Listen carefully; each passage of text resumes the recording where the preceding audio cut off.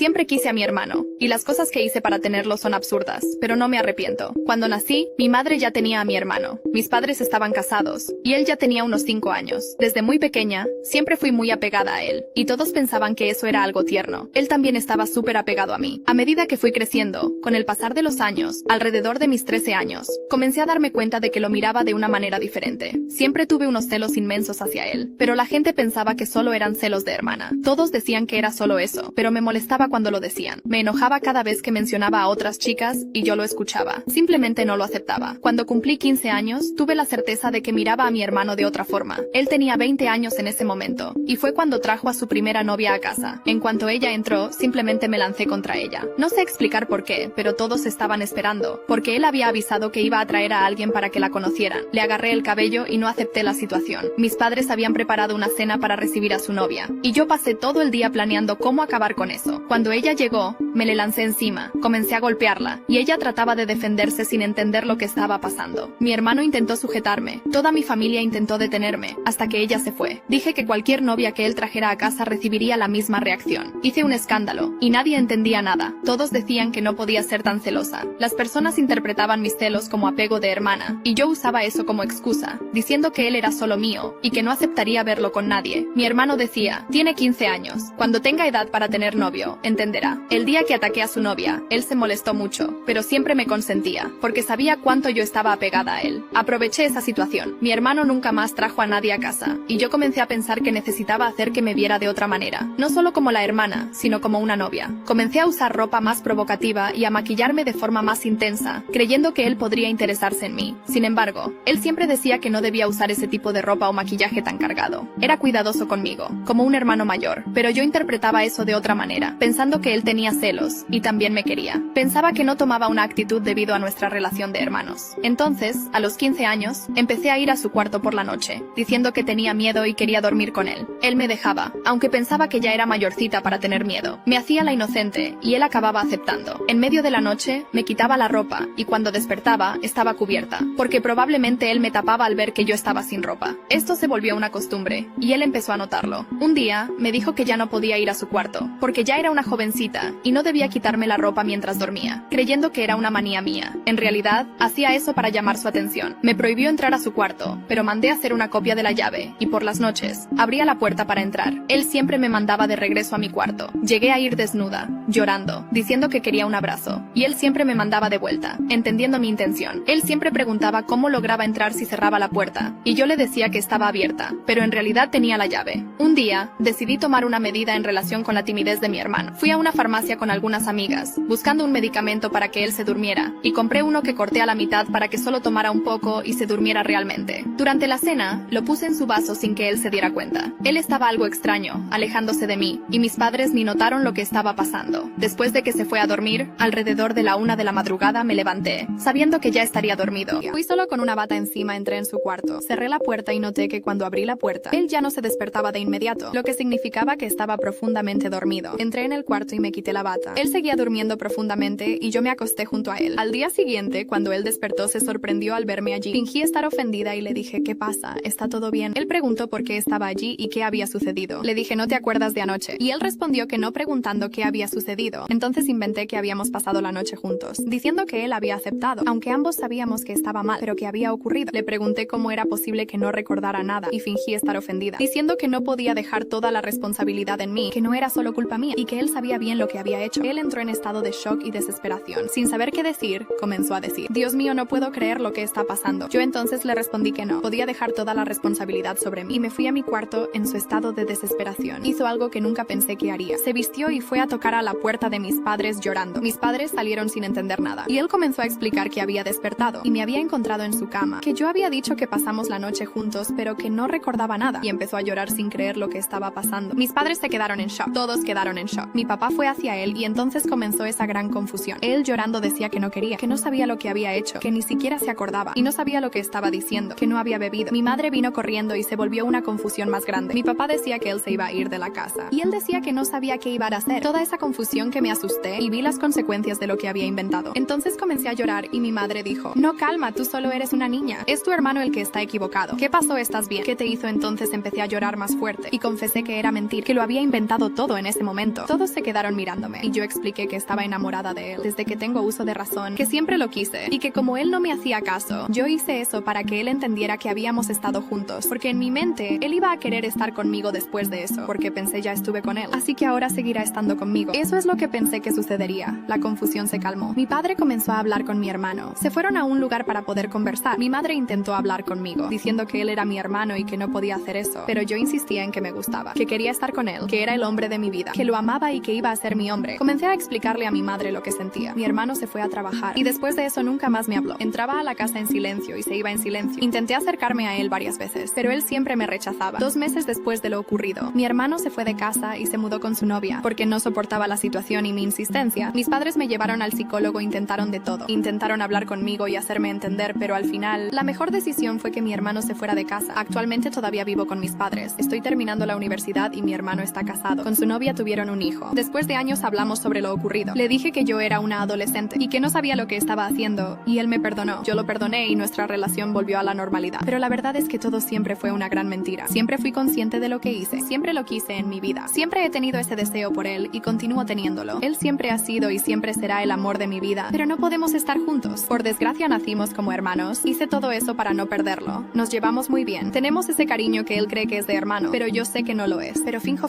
porque es lo único que puedo tener de él. Finjo porque no puedo hacer nada. Así que lo único que pude hacer fue decir que era una adolescente desequilibrada y que no sabía lo que hacía, que fue cosa de adolescentes, y él me perdonó. Hoy vivo fingiendo que no siento nada por él, aunque siempre lo he sentido.